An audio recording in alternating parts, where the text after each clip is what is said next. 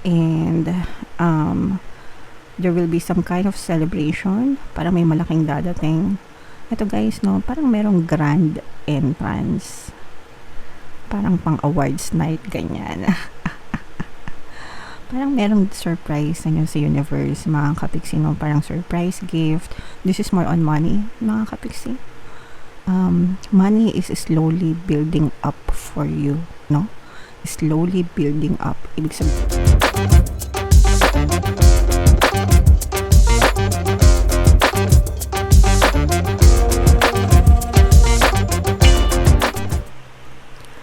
hello guys, hello Cancer, welcome back to Pinoy Pixie Tarot. Ang pamagat ng episode natin for tonight is Lionsgate Portal reading para ngayong 2025 mga kapixie. So, yung Lionsgate Portal ay nangyayari every year guys.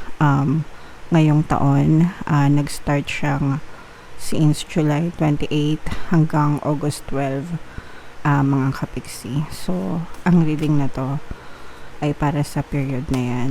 And sa mga nagtatanong ko ano yung Lionsgate Portal, maglalagay na lang tayo ng snapshot dyan sa video. Pwede nyong basahin mga kapixie. So, tingnan natin yung mga mensahe sa inyo guys. Unahin natin tong deck na to. Yeah, so for some of you, ibig sabihin nito guys, no, may mga gumagandang relationship sa buhay nyo, mga kapiksi, kung kayo ay meron ng mga partner or specific person. Ibig sabihin very harmonious yung relationship nyo sa isa't isa. Maayos yung romantic energy. Maayos yung takbo ng romantic energy sa pagitan nyo at ng iyong specific person. Guys, okay? So, alagaan nyo itong relationship na to para mas lalo pa siyang tumibay, mga kapiksi.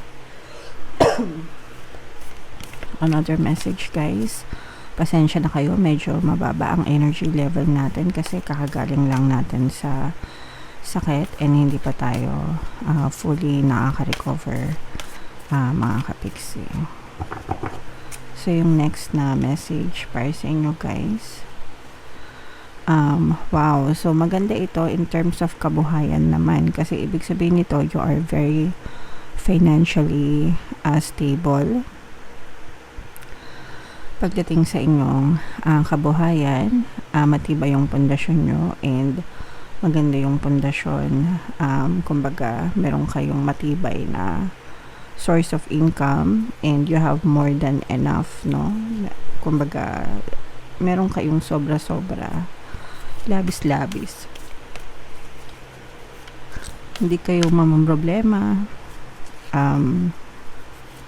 Pagdating sa kaperahan or pagdating sa paggastos, guys. Okay? And another message guys, this is a beginning of something new, mga kapiksino. For some of you, you may be focusing on your passion, if mahilig kayo sa arts or anything na gusto nyong gawin.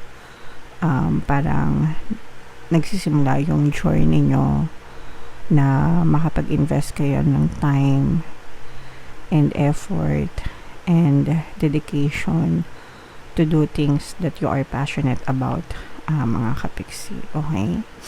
So, enjoy nyo lang, mga kapiksi. No? We only get to live once. So, lahat na ng gusto nyong gawin nyo na habang may time pa kayo. Mga kapiksi. So, yan yung mga message sa inyo guys. Guys, pasensya na kayo. Medyo mahina pa yung boses natin. Kakagaling lang natin sa sakit. Nasa recovery stage pa tayo. Yeah. So, hanapin natin yung energy ng Cancer. Habang sinashuffle ko to, panoorin nyo muna yung video natin regarding sa ating paano mag-manifest ng abundance video course. Kapiksi, sawa ka na ba sa mga struggles at hirap sa buhay mo? Masipag ka ba at masikap sa buhay ngunit hindi ka pa rin umaasenso? Ilang beses ka na bang nag-attempt magnegosyo at mag-invest pero palagi ka pa rin nalulugi? Sa pagkakataon na ito ay maaaring may subconscious beliefs ka na nagiging balakid sa iyong pag-unlad at pagyaman. Introducing, paano mag-manifest ng abundance video course. Dito ay matututunan mong ma-overcome ang mga balakid mo para tuluyan ka ng umunlad, umasenso, sumagana, maging matagumpay, successful at maswerte sa iyong kabuhayan, pera, trabaho, negosyo sa lapi at kaperahan ng bonggang-bongga. Dali, mag-send na ng email sa pinoypixitaro@gmail.com at simulan na ang iyong pagyaman ngayon. Alright, so sa lahat ng gusto mag-avail ng course guys, naka-flash sa screen nyo. Una, meron tayong paano mag-manifest ng abundance video course. Meron din tayong paano mawala ang third party at magkaroon ng harmonious na relationship. And meron din tayong paano pabalikin si ex-revised breakup. Sa mga interesado guys, mag-send lang kayo ng email sa pinoypixitaro@gmail.com. So, Cancer guys, kayo ay represent ng King of Cups. Ito yung ating Lionsgate portal na signifier, mga kapiksi. So, latag natin yung spread nyo, mga kapiksi. Lionsgate portal is all about the energy of manifestation, mga kapiksi, no? So, titingnan natin yung mga bagay na pwede nyong ma-manifest. Ayan, no? Ngayong season na to, mga kapiksi. And then, kung ano naman yung mga balakid or mga roadblocks sa inyong mga manifestation. So, dito, this is both negative and positive, mga kapiksi. Merong presence ng air sign, Aquarius, Gemini, Libra. For some of you, maaring may air element kayo sa inyong natal chart or you may be dealing with an air sign, mga kapiksi. Sa negative, guys, nakikita natin ang mga balakid nyo sa inyong manifestation ay overthinking, mga kapiksi, at saka yung pagiging atat, no? At saka yung padalos-dalos, mga kapiksi. For some of you, you're trying to do things na hindi masyadong pinag-iisipan. Padalos-dalos, ganyan. And yun yung nagiging, kumbaga parang walang masyadong plano. Ura-urada, yun, ura-urada. Pag ura-urada, hindi masyadong pinag-isipan, hindi masyadong pinlano, tapos nagmamadali makita ng resulta, masyadong mainipin, and then kapag walang nakikitang resulta, you tend to overthink a lot negatively. Yan yung nagiging cause ng failures nyo, and nagiging cause of delay pa siya lalo ng inyong manifestation. So you have to be logical, mga kapiksi, with this air sign energy. Kailangan nyo maging logical, guys, no? Balanse nyo yung pagiging logical and emotional nyo, guys, alright?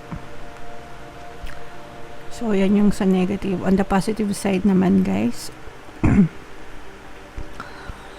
una, merong kayong mamamanifest na relationship, mga kapiksi. For some of you, this may be a new romance, bagong romansa, bagong relasyon, bagong specific person. For some of you, pwedeng marikindle yung romance, mga kapiksi. Ibig sabihin ng marikindle, magbalik yung init ng mga nanlalamig na mga relasyon. So, kung nagkakalamigan na kayo ng iyong partner or specific person, maaaring mag-init ulit yung relationship nyo and mabalik yung dating pagmamahalan. Meron tayong mga subliminals, guys, na pwedeng makatulong sa inyong relationship, no? Pampamahal, pampabate, para maging okay ulit kayo. Kung gusto nyo lang naman, libre lahat yan sa YouTube, mga kapiksi. Alright? So, ayan, ang maganda pa sa spread nyo, guys, no, talagang gitnang-gitna yung energy ng manifestation, mga kapiksi. So, talagang mamamanifest nyo itong energy ng sa love and itong sa ano nyo, guys, mga pangarap nyo, no? Mga dreams. You're already climbing up the stairs, guys. nararamdaman ko for some of you, parang you made the right choice. Nakapag-desisyon na yung iba sa inyo, and parang nandun na kayo, nag-i-start na kayo na buuin yung mga pangarap nyo, or yung mga dream life nyo, talagang unti-unti na gradual, na unti-unti nyo na siyang naaabot, mga kapiksi. So you just keep on persisting, and maging consistent lang kayo, magsikap, magsipag, hanggang sa talagang marating nyo yung tuktok ng tagumpay. Bituing walang ningning, ika nga, mga kapiksi. Okay?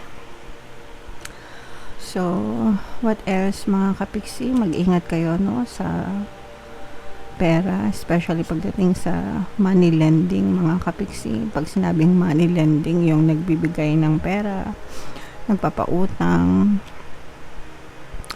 Yung iba nagpapautang ng may interest, pero mas malaki pa yung nawawala sa inyo kaysa dun sa kinikita nyo, mga kapiksi. So pwedeng naluloko din kayo, and for some of you, pwedeng matakbuhan din kayo, no.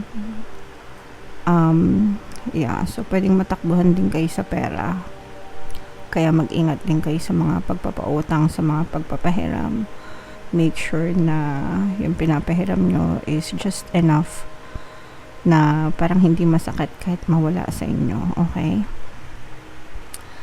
And there will be some kind of celebration, parang may malaking dadating. Ito guys, no, parang merong grand entrance, parang pang awards night, ganyan. Parang merong surprise sa inyo sa universe, mga kapiksi, no? Parang surprise gift. This is more on money, mga kapiksi. Money is slowly building up for you, no? Slowly building up. Ibig sabihin, ayan, sorry guys, medyo masakit talaga yung lalamunan natin.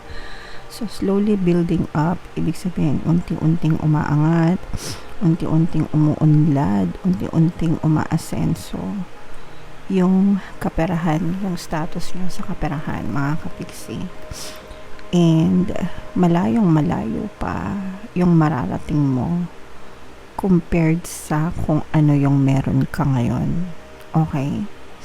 So, whether nagtatrabaho ka, nagnenegosyo ka, freelancer ka, ahente ka, nagbebenta ka, whatever, kahit ano pa yung source of income mo, give your best, no? Best attention, best care, kasi malayo pa yung mararating mo dyan, malaki pa yung ia-asenso mo, slowly but surely, pero malayong malayo pa yung mararating mo. Okay? Alright. So, yan yung mensahe sa inyo, guys. Gusto sana kayong i-hyped up, kaso yung energy ko masyadong mababa, guys. Yung physical energy ko medyo tinamaan tayo ng sakit, guys. So, pasensya na kayo. Pero sa lahat ng mga magaganda dito, guys, i-mind nyo na sa comment section. And for more tarot readings, ito yung playlist nyo. Ito naman yung ating success stories ng paano mag-manifest ng abundance video course. Thank you for liking, sharing, and subscribing, guys. See you next time. I love you all. Have a nice day. Bye-bye.